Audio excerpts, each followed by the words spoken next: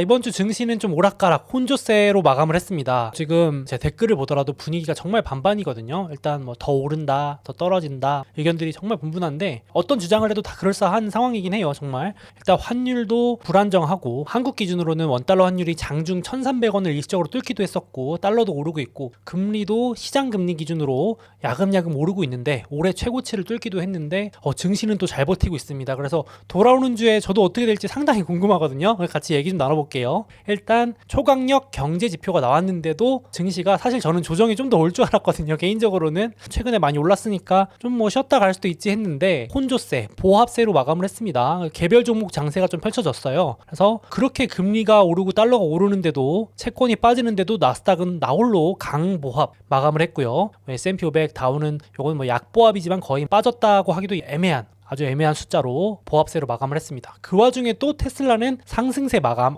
깜짝 놀랐습니다. 토요일날 자고 일어나 보니까 테슬라가 막 3% 올라 있고요. 하루 만에. 이러고 엔비디아도 잘 버티고 애플도 끝판왕답게 잘 안 떨어지고요. 나머지 종목들은 이렇게 혼조세 오르락내리락 하는 모습이었습니다. 이번 주 있었던 일 얘기 좀 해봐야겠죠. 이번 주에 중요한 지표들이 많이 나왔었는데 일명 물가 그리고 소비 관련 지표 총 3개 3연타 공격으로 시장이 랠리를 살짝 멈추는 모습이긴 합니다. 그래서 여기 보시면 위에가 소비자 물가 그리고 소매 판매, 미국인들의 지갑 상황을 보여주는 소매 판매, 그리고 생산자 물가, 기업들의 원가, 비용 부담 상황을 알 수 있는 생산자 물가, 이런 3개 지표가 모두 예상치보다 강하게 16개 정도의 상세 지표 중에 14개가 세게 나오면서 좀 증시가 주춤주춤 그리고 장중에 흔들리기도 했었는데 이렇게 강력하게 방어를 일단 잘하는 모습이었습니다. 그래서 제가 지난주 캘린더 보여드린 내용에서 소비자 물가 그리고 소매 판매 여기 생산자 물가 넣어드렸는데 3연타로 매일매일 이렇게 세게 나오면서 시장에서 이거 금리 더 올라가겠다. 이거 미국 경제가 너무 하반기에 침체가 오든지 내년에 오는지 모르겠지만 당장 상반기는 너무 센데 라면서 약간 우려를 하는 모습이긴 합니다. 그래서 자세히 얘기 나눠보면요.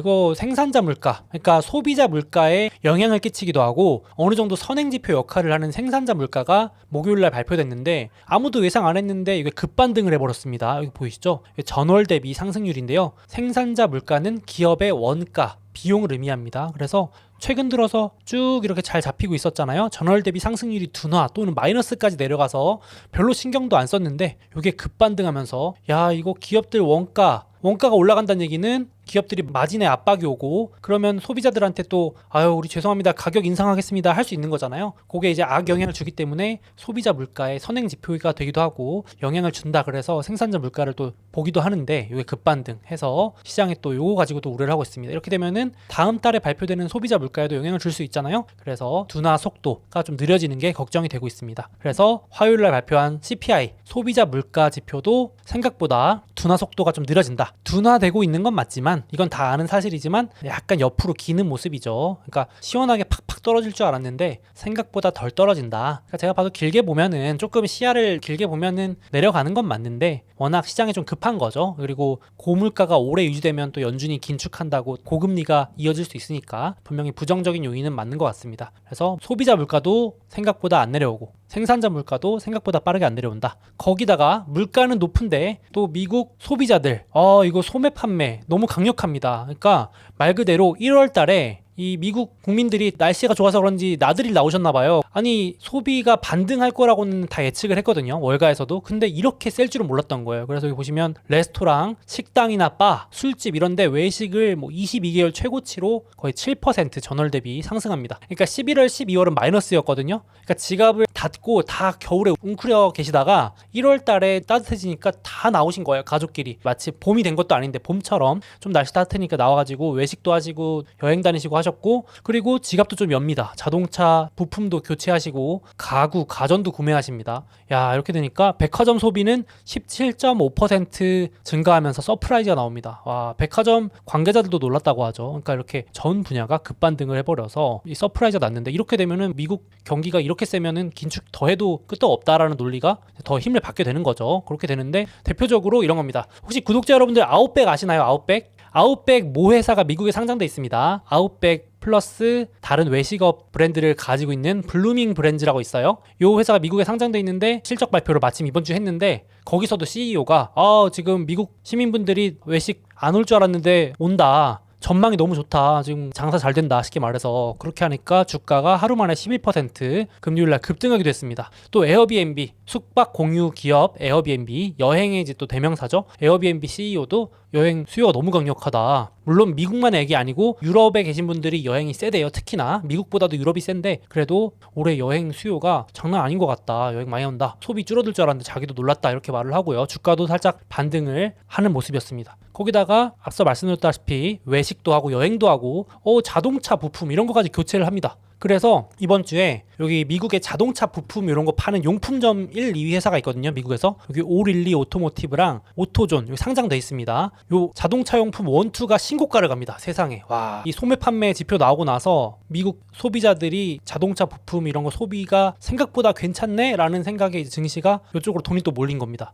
역사적 신고가입니다. 단기 반등이 아니고요. 역사적 신고가를 뚫어버렸습니다. 두 개가. 그래서 이번 주 가장 강력했던 주식들 중에 1, 2를 차지했던 모습이고요. 이것도 소매 판매. 심지어 테슬라 대표 모델인 모델 Y는 1분기에 물량이 완판됐대요. 물론 가격 인하도 있지만 아니 그렇게 경기가 어려우면 뭐 가격 인하한다고 사겠습니까? 자동차가 몇백만 원짜리도 아니고 심지어 모델 Y는 비싼 모델인데 미국에서 1분기 거 만들어 놓은 거는 다 소진됐다면서요. 이 소식에 주가도 테슬라도 또 힘을 받았던 것도 있는데 어쨌든 할인을 했든 어쨌든 전략에 먹힌 거잖아요. 팔렸으니까. 안 팔리면 문제가 되는 건데 이러니까 가격도 다시 올리고 한다고 하더라고요. 참 대단한 것 같습니다. 그렇게 되니까 이거 가지고 이제 시장에서 왈가왈부가 많습니다. 야 이거 봐라. 이제 이거 보니까 미국 경기 강력해서 고금리 한참 더 올려야 된다가 있고 아니다. 일시적이다. 이거 1월 잠깐 반짝한 것 같고 너무 또 그렇게 설레발하지 마라. 이런 얘기가 이제 왔다 갔다 하는데 왜 그러냐면은 여기 5가지가 있습니다. 1번 1월달 날씨가 너무 따뜻했다. 그러니까 11월, 12월 겨울이 또 추웠는데 이번 미국의 1월 날씨가 역대 6번째로 따뜻했다네요. 손에 꼽을 정도로 따뜻했대요. 그래서 다 같이 나와가지고 또 소비를 했대요. 또 날씨 좋으면 기분 좋잖아요. 11월, 12월 연말 오히려 이때 소비 좀 줄이고 워낙 언론에서 침체가 온다, 대량 해고가 온다 이러니까 겁을 먹고 쫄아있던 소비자분들이 이제 연초 되니까 생각보다 괜찮은데 하면서 세일도 하니까 재고 할인 이런 거 많이 하니까 또 나와서 소비한 것 같다. 거기다가 또 뒷받침되는 부분들이 있습니다. 미국의 인플레 반영해서 연방 사회보장 지원금, 쉽게 말해서 고령자분들을 위한 지원금이라고 보면 될까요? 연방 제도에서 우리나라로 치면 지자체에서 지원금 같은 걸 주는데 그게 또 인플레를 반영해서 역대급으로 인상이 된 게 적용됐습니다. 이거 수혜가 7천만 명 정도 된대요. 미국 국민이 한 3억 명 정도 될 텐데 어마어마하죠. 거의 3분의 1이 연금 같은 게 늘어난 효과가 있으니까 또 이게 부양이 되고 미국의 절반에 해당하는 주에서 최저임금도 올라가고 그리고 무엇보다도 생각보다 고용이 강력했죠. 그러니까 사람들이 다 해고될까봐 두려워했는데 당장 안 잘리네 뭐 나한테 해고 통지서 안 날라오네 이렇게 되니까 야 이거 소비 좀 해도 되겠는데 당장 문제 없겠는데 이런 것도 있었고 그리고 1월 달에 주식이나 코인 이런 것들 자산시장이 꿈틀대는 효과도 있었다고 합니다. 이렇게 분석을 하시는 게 또 공통된 의견이더라고요. 그래서 뱅크 오브 아메리카가 미국의 내부 신용카드 지표를 보니까 역시나 비슷하게 꺾이다가 11월, 12월은 약세를 보이다가 확 급반등했습니다. 그래서 뱅크 오브 아메리카도 일시적일지 이어질지는 좀 더 지켜봐야 되겠는데 이런 요인들로 인해서 1월 소비는 강력했다 이렇게 보고 있고요. 물론 이 반대 입장에 계신 분들은 지금 2월 달 들어서 벌써 소비가 다시 꺾이고 있어서 이거 일시적일 수 있다. 이거 가지고 뭐 금리가 너무 올라간다 하는 게 너무 섣부른 판단이다. 이렇게 얘기하시는 분도 있어요. 그래서 저도 좀 더 지켜보긴 해야 될 것 같아요. 한 달짜리 지표 가지고 뭐 미국 경기가 이렇게 강력하다 할 수 없을 수도 있기 때문에 또 금리 인상 효과가 좀 뒤늦게 나올 수 있기 때문에 그래서 이거 좀 봐야 될 것 같고요. 그래서 현재 그래도 이번 주까지 나온 지표만 가지고는 역시 시장이 저렇게 생각하는 거죠.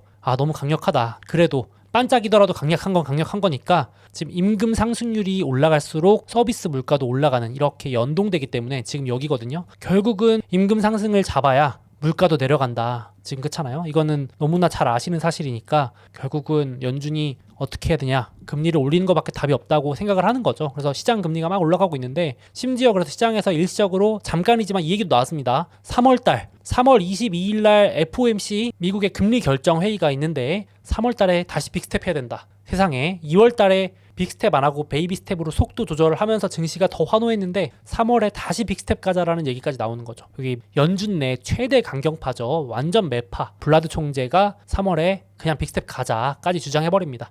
그냥 빨리 올립시다 제발 이런 거죠. 빨리 끝내버립시다 이러면서 아주 매파답게 그런 발언을 했었고 그리고 또 한 분의 매파 메스터 총재라는 분도 금리 5% 이상은 기본이고 3월 달에 빅스텝 안 하리라는 보장도 없다. 무조건 빅스텝도 아니지만은 안 할 이유도 없다. 이런 식으로 말을 강경하게 했습니다. 그러면서 증시가 조금 흔들렸고요. 그래서 여기 보시면 연준 위원들의 주요 발언 제가 정리했는데 오른쪽 제일 오른쪽에 있는 블러드. 하지만 이 두 분 블러드와 메스터 방금 소개해드린 이 두 분은 투표권이 오래 없습니다. 하지만 연준 위원들이 다 의견을 공유하기 때문에 참고는 하셔야겠죠. 그래서 그냥 빨리 올려버리자. 3월 달에 빅스텝 가자. 빅스텝도 가능하다. 그리고 투표권이 있으신 분도 지금 나오는 데이터 보니까 멀었다. 이제 연준 의장은 지금 이번 주에 발언이 없었기 때문에 점점점입니다. 연준 의장이 좀 민망하게 됐다고 해야 될까요? 약간 인플레 잡혔다 막 선언하고 디스인플레다 좋은 신호를 봤다 이랬는데 갑자기 물가가 다시 급반등하는 느낌을 주고 소매 판매 강력하고 이러니까 어떻게 발언할지 나중에 봐야겠습니다. 그래서 중립적인 분은 그래도 빅스텝 같은 건 좀 위험하니까 베이비 스텝 하면서 천천히 올리면서 관찰하자. 금리 인상의 효과는 좀 시차를 두고 온다. 이렇게 발언을 했습니다. 그래서 이번 주는 하필 또 강경론자분들이 많이 발언을 한 주여서 이렇게 됐고요. 하지만 월가는 빅스텝은 말도 안 되는 소리고 그거는 너무 지나친 얘기고 그거보다는 6월 달에도 금리 인상을 한 번 더 한다. 에 무게를 두고 있습니다. 그래서 골드만삭스나 뱅크 오브 아메리카 등 주요 월가 컨센은 원래는 5월이면 끝이었습니다. 여기 보시면 시장에 반영된 금리 인상 확률인데요. 3월 22일 날 한 번 더 올리면 5%로 가죠. 그리고 5월 3일 날 한 번 더 올리면 5.25까지 갑니다. 원래 여기서 끝이었거든요. 근데 6월 14일 날 한 번 더 올린다가 벌써 확률이 절반 넘었네요. 와, 이제 소수 의견이 아닙니다. 불과 한두 달 전에 금리 5.5 갈 것 같은데 하면 아마 대부분이 말도 안 되는 소리 하지 마라 그러셨을 텐데 이제는 이게 다수 의견이 돼버렸습니다. 6월 14일에 한 번 더 올려서 이번 미국의 기준금리 고점, 이번 사이클의 고점이 5.5까지 다수 의견으로 반영돼 있고 심지어 그걸 쭉 유지하다가 연말에도 내릴 수도 있지만 내리더라도 5% 이상 세상에 이제 시장이 이거 받아들이는 겁니다. 이제 5% 미만으로는 못 가는구나 이 정도로 생각을 하고 있는 모습인데 금리, 채권 시장은 엄청나게 위축되게 받아들이고 있는데 증시는 생각보다 이런 걸 거의 무시하다시피 하고 지금 잘 버티는 것 같아요. 그래서 돌아오는 주에 어떻게 영향을 줄지 어떤 조정 핑계를 또 댈지 무시하고 올라갈지 좀 봐야 될 것 같은데 일단은 연준이 갑자기 빅스텝 한다거나 시장에 뒤통수를 치면은 또 신뢰가 무너지기 때문에 그렇게까지는 안 하지 않을까 저도 싶긴 합니다. 연준 의장이 미리 뭐 말해주지도 않았는데 갑자기 아유 모르겠다 하면서 50bp 올리는 건 안 하겠지만 베이비 스텝으로 3번 올리는 것까지는 또 염두에 둬야 될 것 같습니다. 그래서 지금 시장의 기준금리 고점은 팍 튀었습니다. 이번 주 지표 발표 나오면서 소매 판매 물가 상승률 서프라이즈 나오면서 기준금리 고점이 5.3%대까지 이렇게 올라갔습니다. 야, 진짜 어마어마한데요. 지금 제가 말씀드렸지만 증시는 잘 버티는데 논리가 뭐냐면은 이런 겁니다. 아유, 5.5까지는 우리가 알고 있었다. 이것도 좀 웃긴 얘기긴 한데 작년에 소개할 때는 4.5 기준금리 넘어가면은 쇼크 온다고 하더니 또 이제는 5.5만 안 넘으면 된다. 갑자기 말이 바뀌고 미국 경기가 좋으니까 잘 버틴다 이러고 연준 의장은 아직 말 안 했지 않냐. 연준 의장 말 들어봐야 된다. 섣부르게 연준 위원들 말만 듣고 주식 팔면 안 된다 이러고 1월 지표만 보고 판단 불가다 이러면서 약간 이제 긍정적인 분들의 얘기는 이겁니다. 그래서 저도 이제 증시가 오르면 좋은데 지금 채권 시장 금리와 약간 따로 놀고 있는 상황이 이어지고 있긴 합니다. 그래서 나스닥은 2주 동안 제자리였습니다. 이렇게 1월 달에 급등하더니 2월 달은 나스닥 또한 오락내락 하루 종일 이렇게 되고 있습니다. 그래서 최고점에서 26% 정도 빠져 있는 상황에서 횡보하는 모습입니다. 시원한 조정이 안 오고 그냥 옆으로 기다가 또 에너지 모았다가 올라갈 수도 있죠. 그래서 너무 타이밍보다는 분할 매수 하실 분들은 이렇게 모아가셔도 될 것 같은데 단기 조정을 저는 좀 기다렸는데 생각보다 세게 조정이 안 오긴 하네요. 그리고 S&P 500도 비슷합니다. 거의 똑같죠. 2주 동안 제자리 고점에서 15% 빠져 있고요. 저도 조금 더 떨어질 것 같다 생각을 하고 있었는데 잘 버팁니다. 상당히 금요일도 뭐 떨어지다가 다시 올라오기도 하고요. 그래서 이것도 좀 참고하셨는데 저점 잡기는 어려우니까 모아 가실 분들은 분할 매수 전략이 제일 좋은 것 같고 그래서 역시 말씀드린 것처럼 시장 금리 채권 시장은 지금 다시 또 바짝 긴장 중입니다. 올해 최고치 경신 중입니다. 그래서 기준금리가 아니라 시장에서 반영하는 먼저 움직이는 단기 금리 2년 금리는 여기 검은색 올해 최고치 뚫고 올라가고 있습니다. 4.6, 4.7까지도 찍기도 했고요. 10년 금리는 장기 금리 미국의 경제 체력을 의미하는 10년물 금리는 3.8, 3.9까지도 갔었습니다. 이렇게 오르고 있고요. 달러 이번 주에 원달러 한국 계신 분들 원달러도 많이 올랐습니다. 그쵸? 1,300원 장중 돌파하기도 했었습니다. 여기 보시면 갑자기 오르죠. 달러보다도 이번에 원달러가 많이 올랐습니다. 달러도 오르고 있고요. 그래서 외부 환경 지표만 보면은 부정적인 요인이 있다. 리스크 요인이 커지고 있다. 이렇게 보시면 될 것 같은데 지금 미국의 6개월 초단기 금리죠. 쉽게 말하면 예적금 같은 단기 금리가 금융위기 이후 첫 5% 돌파하는 일까지 벌어졌습니다. 2008년, 2009년 리세션 직전에 이렇게 이렇게 금리가 올라가니까 결국 시장이 못 견디고 침체를 맞으면서 증시가 빠지고 채권도 금리가 내려갔는데 야 이거 그 정도로 지금 단기 유동성이 또 위축되고 경색되고 있는 모습입니다. 약간 요거는 유의가 필요하겠죠. 그래서 얘기 나온 김에 요런 자료도 나오더라고요. 조금 어려울 수 있는 자료인데 잠깐만 설명드리면 6개월 채권 즉 단기 적금 예금 이자가 미국에서 이제 5%를 돌파했기 때문에 점점 주식 매력도가 더 떨어지고 있다를 나타낸 표입니다. 그래서 미국의 S&P 500 배당률이 한 1.5%인데 1.5% 받으려고 주식할 바에는 5%를 묻어놓겠다라는 얘기가 나온다 이거죠. 쉽게 말하면. 그래서 지금 요 위로 올라가면 보통 주식의 매력도가 낮아졌는데 근접하고 있다. 반대로 그동안은 워낙 예적금 이자가 싸고 금리가 낮으니까 주식의 전성기였던 거잖아요. 그래서 요 밑에 있었을 때는 주식의 매력도가 높았죠. 그동안은 주식 말고 대안이 없다라는 말까지 있을 정도였으니까요. 그런 걸 나타내는 표라고 보시면 되겠습니다. 참고 정도 하시면 될 것 같고, 그리고 환율 앞서 말씀드린 것처럼 구두 개입까지 했습니다. 금요일날 1,300원 못 넘어가게 당국이 구두 개입까지 할 정도로 한 달 만에 100원 가까이 1,200원에서 1,300원까지 쭉 올라가 버렸습니다. 돌아오는 주에 봐야겠죠. 환율 또 한국 주식 같이 하시는 분들도 있을 테고 달러를 보시는 분들도 결국 환율이 비슷하니까 이렇게 되는데 지금 한국이 3.5가 상단으로 보고 있거든요. 기준금리를 더 못 올린다까지 나오고 있는데 여기서 더 올리면 한국은 진짜 힘들다 얘기까지 나오잖아요. 지금 가계부채 이런 것들 많아서. 근데 미국은 4.75가 가볍다라고 얘기가 나오니까 5.25, 5.5까지 지금 가 있으니까 야 이거 참 그렇습니다. 한번 유의 깊게 봐야 될 것 같고, 제가 오늘자 기사로 봤을 때는 국내 증권가 전문가분들께서는 대부분 2월에 동결 더 못 올린다. 딱 한 분만 0.25%포인트 올린다고 하셨는데, 그러니까 못 따라간다는 거죠. 야, 이거 벌어질 것 같은데 2월 23일 목요일날 한국 금통위가 있습니다. 금리 결정될 테니까 이때도 보시면 될 것 같고, 이번엔 동결 전망이 다수네요. 그럼 또 환율이 더 올라갈 수도 있는 요인이 되겠습니다. 그렇게 되고, 그러다 보니까 지금 말씀드린 것처럼 금리 달러가 좀 심상치 않은데 증시는 생각보다 안 빠지고 잘 버티니까 이런 짤도 돌더라고요. 여기 보시면은 영화의 한 장면인가요? 드라마 한 장면인 것 같은데, 인플레이션 못 잡고 금리 인상 계속하고 주택시장 폭망하고 기업 실적 내려가고 실물 경제 괜찮은데 왜 자꾸 인버스 숏은 출발 안 하냐고 이거죠. 왜 안 떨어지냐 이거죠. 이제 그러니까 이거 짤 도는 거 보니까 하락 배팅을 하신 분들이 많은 것 같은데 답답한 거죠. 왜 안 떨어져? 이러면서 왜 자꾸 주식이 잘 되는데 이러시는 거죠. 지금 미국에서도 이런 짤이 돕니다. 주식시장이 아주 그냥 피바다 불바다가 될 줄 알고 하락에 배팅을 하신 개구리인가 봐요. 여기 그 정도로 지금 되게 혼란스러워 하시는 부분도 있는 것 같아요. 저도 지난주에 영상 올리니까 댓글이 막 반반으로 갈리더라고요. 그렇습니다. 지금 상황이 혼란스럽고, 지금 개미만 그런 게 아닙니다. 지금 개인만 그런 게 아니고요. 기관들도 지금 하락론자분들의 입이 더 거칠어지고 있습니다. 여기 보시면 JP모건의 콜라노비치 형님이 있습니다. 이분이 월가의 마지막 황소였다가 비관론자로 돌아섰거든요. 비관론자로 돌아섰는데 증시가 계속 오르니까 열받나 봐요. 그러니까 조롱을 좀 받으시는 건지 잔인한 하락이 올 거다. 막 이제 말이 점점 세집니다. 그러니까 5에서 10% 정도 나스닥이 아주 잔인하게 빠질 거다라고 이제 얘기를 하는 겁니다. 그래서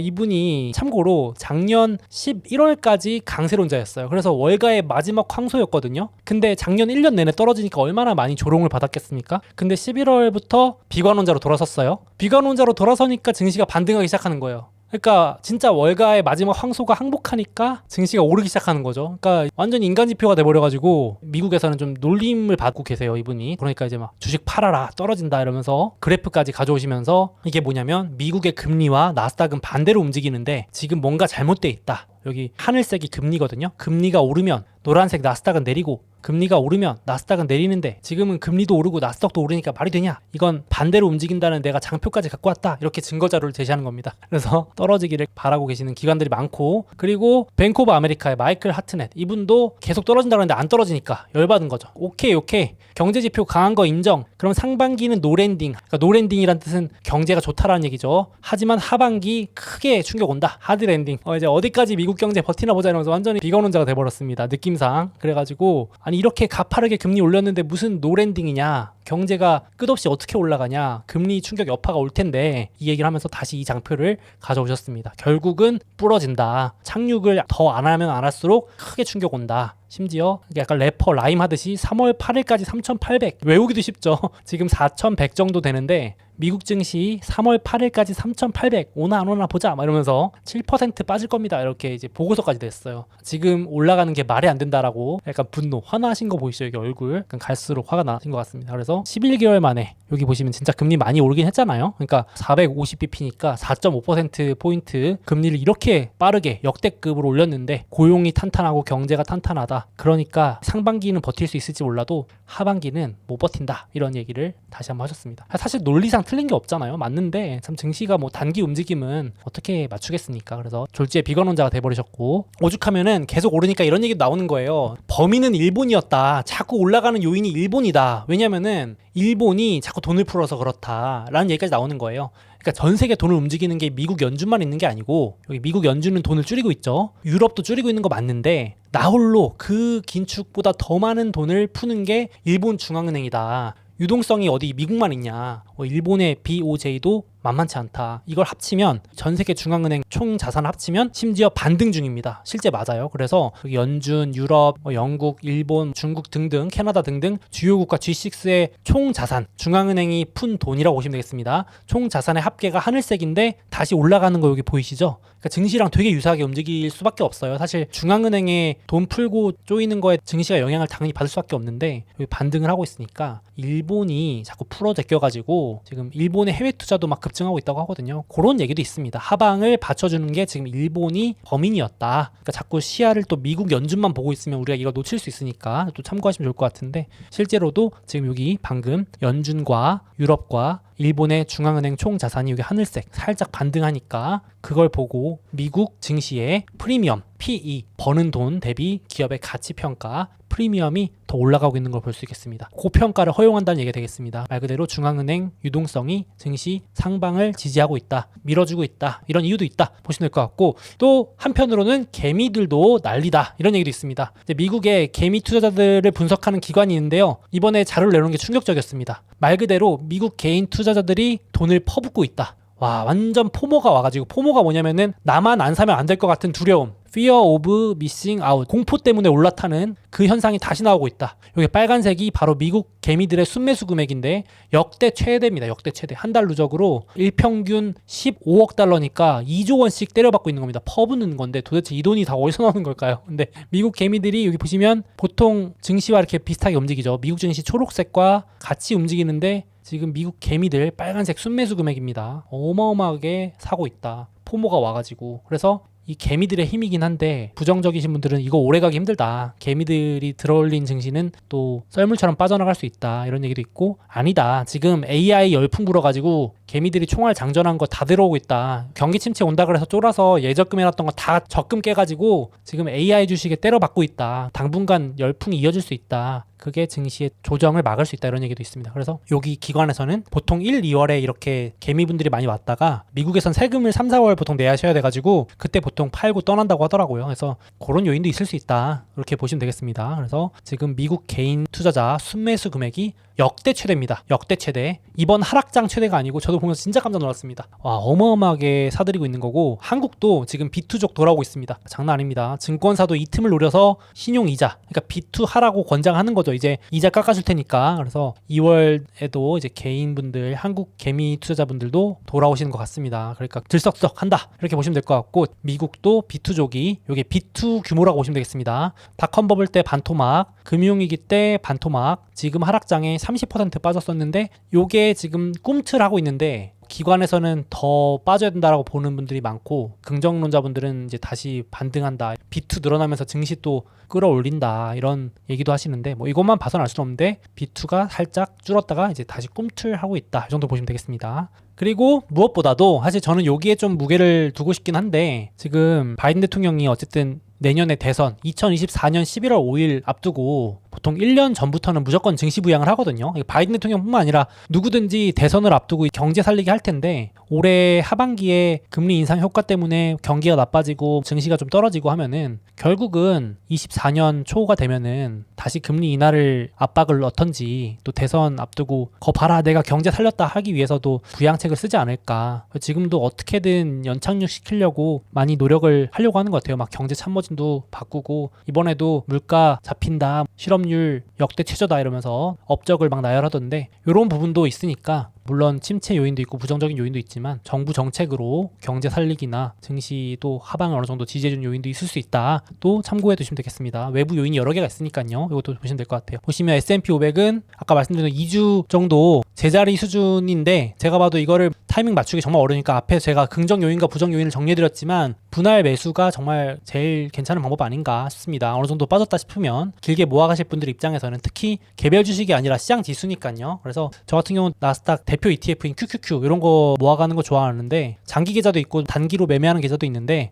이럴 때 그냥 요즘같이 변동성 너무 심할 때는 호가창 보면서 낚싯대 던져놓습니다. 제가 낚싯대 던져놓는다고 표현하는데 요즘 너무 변동성 심하잖아요. 막 상승 출발했다가 하락 마감하고 하락 출발했다가 상승 마감했고 이러니까 정신을 못 차리니까 그냥 저는 이제 딱 봐가지고 분할 매수를 걸어놓습니다. 이렇게 저는 당일에도 분할 매수합니다.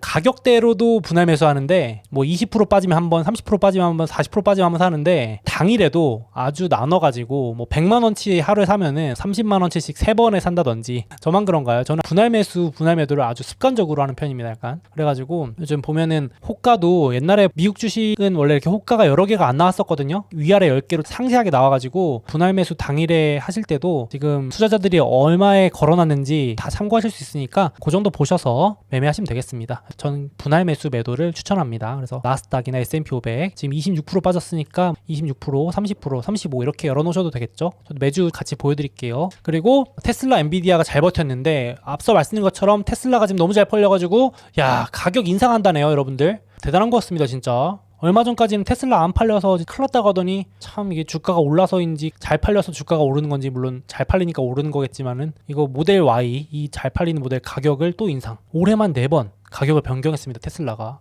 내렸다가 올렸다가 거의 무슨 자동차 가격을 이렇게 변경하는 회사는 거의 테슬라밖에 없지 않나요? 그래서 미국에 이어서 중국도 가격 인상한다는 소식에 금요일에도 막 급등하기도 했습니다. 그래서 잘 버티고 있고 물론 단기 과열은 좀 조심스럽지만요. 그러니까 제 생각에도 테슬라 잘 팔릴 때 노적기 해야겠죠. 할인해도 잘 팔리니까 슬쩍 올려야겠죠. 그렇게 되고 테슬라가 이번에 충전소도 다른 전기차 회사들한테 오픈한다면서요. 이 부정적으로 보시는 분들은 아 그러면 테슬라 오너들이 싫어하지. 테슬라 딱 슈퍼차저 그 충전소가 독점적으로 쓸 수 있어서 되게 오너분들이 좋아했던 것도 있는데 이제 아무 회사 예를 들면 GM이나 포드 전기차한테도 충전할 수 있게끔 개방한다는 거잖아요. 근데 좋게 보시는 분들은 이제 이거 백악관과 테슬라가 드디어 화해했다. 백악관이 밀어주는 거다. 이렇게 보시는 분들 있더라고요. 저는 후자. 그러니까 좀 긍정적으로 보는 편인데 물론 충전소를 다 개방하는 게 차별성이 떨어질 수도 있겠지만 테슬라 입장에서도 보급을 더 늘릴 수 있고 백악관이랑 원래 사이가 안 좋았거든요. 제가 한번 소개해드린 적도 있지만 항상 이 바이든 대통령이 전기차 회사 할 때 테슬라 언급을 안 하고 맨날 GM 포드 대단하다. 미국의 일자리에 기여한 건 GM 포드다 이랬는데 트위터상 처음으로 고맙다 일론 머스크 테슬라 덕분에 전기차 보급, 충전소 보급에 큰 도움이 될 것 같다 이러니까 머스크도 고맙다. 우리는 기쁜 마음으로 지원하겠다라고 답변까지 합니다. 그래도 정부와의 관계도 중요하잖아요. 아무리 머스크가 대단해도 약간 정부랑 척을 지면 좀 안 좋을 수 있는데 정책적으로도 지원금도 받아야 되고 그렇죠? IRA법 이런 거 또 지원 받아야 되는데 그런 딜을 했지 않을까. 개인적인 이건 추측입니다만은 나쁘지 않은 것 같습니다. 그래서 시장도 지금 당장 나쁘게는 안 보는 것 같고요. 그래서 테슬라도 정말 대단합니다. 지금 뭐 조정이 와도 이상할 게 없기 할 정도로 지금 2달도 안 됐는데 한 달 만에 2배 급등했습니다. 100불이던 테슬라가 200불이 넘었네요. 세상에 호가창 보니까 216불까지 올랐습니다. 와, 근데 최고점에서는 아직도 반토막.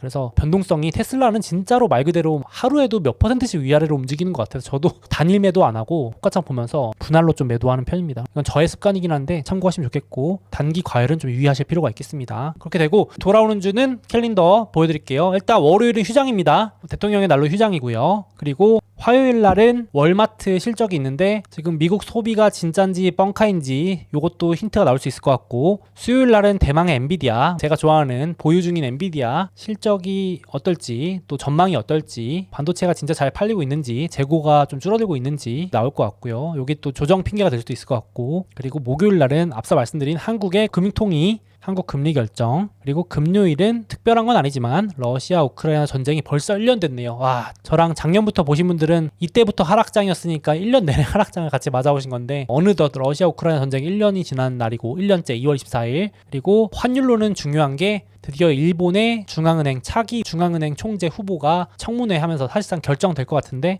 이때 발언에 따라서 달러 약세 강세, 엔화 약세 강세 환율이 좀 요동칠 수 있는 요인이 되겠습니다. 그래서 이렇게 캘린더 보시고 참고를 해서 대응 같이 해나가면 좋겠습니다.